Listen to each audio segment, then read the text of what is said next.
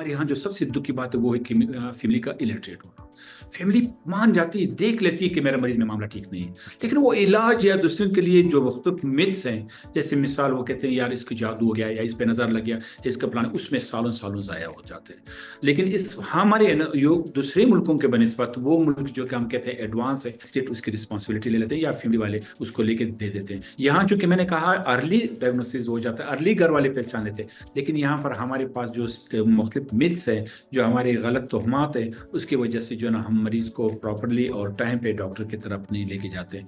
हाँ, जहाँ तक सिम्टोमेटोलॉजी का ताल्लुक है, कोई भी डिफरेंसेस नहीं है, सिर्फ ये है कि जितना आपके टेक्नोलॉजी होगा उसके मुताबिक उसके सिम्टम होते हैं। फर्ज करें अगर यहाँ पर मोबाइल नहीं होगा तो यहाँ पर एक बंदा आपसे कहेगा कि जी फलाना आदमी मुझे कंट्रोल कर रहा है, लेकिन जब मोबाइल वाला होगा वो कहेगा कि जी मोबाइल का जो टावर है वो मुझे कंट्रोल कर रहा है,